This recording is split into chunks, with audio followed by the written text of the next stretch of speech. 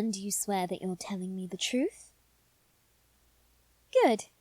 I'm glad those three have finally gotten their behavior under control. So then, was there anything else you wanted to discuss? Oh? You need advice? I suppose I could try to help, but I've never been one for giving advice. That is, depending on the topic. If it isn't anything too serious, I ought to be able to help you. I beg your pardon? I see. You were curious as to how difficult it is living with demons. Why are you so curious about that?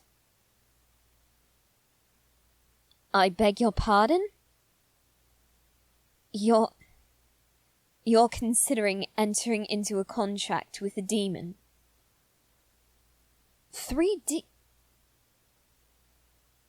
Did those three...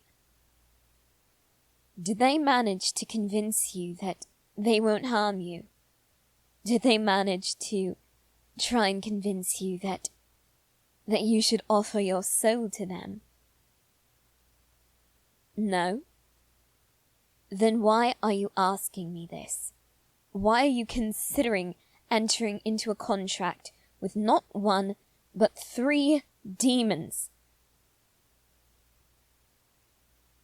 Oh, really? It has to do with how you spent your time when you were alone with them for a full week? I knew I shouldn't have left you alone with them. I should have allowed Hannah to stay, or I should have asked them to come with me. Either way, you shouldn't have been left alone with them. What was I thinking? No, it isn't. It isn't because I don't trust your judgment. It isn't because they've done something to make me think that they'll hurt you, but they're demons. They could hurt you if they wanted to. Don't you understand that? They could lie to you. Granted, they can't when they're making a contract. After all, if they do lie, well, they'll still be held to the terms that they set forth, even if they don't mean the words they speak. But still, they can deceive you, they can hurt you. Why on earth would you want to... You what? You find them charming? Attractive, even? You don't want to make a contract with a demon, let alone 3 demons, based on your attraction to them. That just gives them that much more power over you. Don't you understand that? What would I know about that? I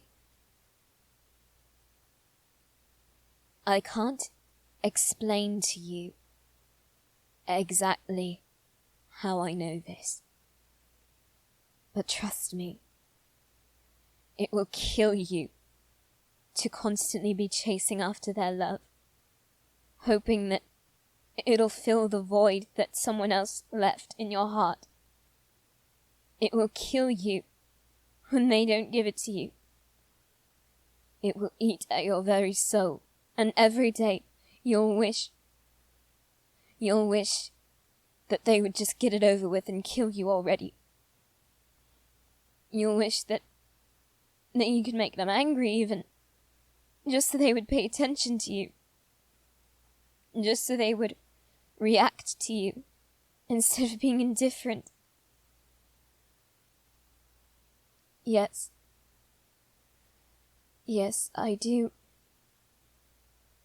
know from experience with Claude. It isn't the same, mind you. His is more of a familial love that I'm seeking. Almost like something along the lines of a parent or a guardian. I want that type of love from him. And he won't give it to me. Even if I told him to act like he did love me, he wouldn't. The only way he shows his love for me is by telling me that he can't wait to kill me and eat my soul. That's all he does. I don't want you. I don't want you or anyone I care about to go through such pain. Not when it isn't necessary. After all, what would you even ask of them? You just want them? What worth is that? Are they really worth your soul? They aren't. Then why would you? They don't want your soul. Then what on earth do they want? They want you. Did they say what they meant by that? They meant... They were what? They meant they wanted to continue flirting with you. That means that they started flirting with you. They were attempting to essentially seduce you all week. They would what? They would kiss you and hold you and tell you that they truly do love you? I see. Then I suppose you already have what you want from them. Why even bother making a contract with them? So they'll be permitted to leave. And so they can be bound to you forever. I see. Then, if you are certain you wish to love them and have them with you all your life, I suppose it wouldn't be the worst thing if you made a contract with them. But I must warn you, you need to be careful. No, not even because they're demons, because you are of a noble family. People are watching you, always. And that means that no matter how good you are about this in public, no matter how well you think you can cover it up, someone might find out. And if they do, if they find out that you are with multiple people, they might not view it as proper. They might not think that you even deserve to live. I know it's horrifying. People like that do exist, though. Especially those pious people who worship at the church. From what I've heard, though, angels tend to be more demonic than even demons. They kill people and say it's mercy. They erase the pain of your past, thinking that it will make you better, that it'll make you a good person. Sometimes, though, pain is what makes you a good person. After all, I did try to protect you when I thought that you were in danger, didn't I? I tried to protect you. I told you not to do this.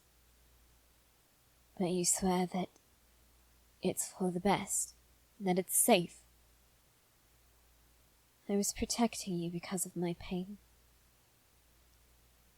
But that's beside the point. My point is, you need to be careful. You need to be prepared. So as long as you can do that, I see no problem with you being with them. And they are free to leave with you, if you wish to leave. If you wish to stay, though, you may also do that. I wouldn't mind having another human in the house, actually. But if you wish to leave and return home, they can accompany you. I won't cause a fuss. Now, run along and tell them the news. I'm sure they'll be desperate to hear it by now. Yes, I'll be all right.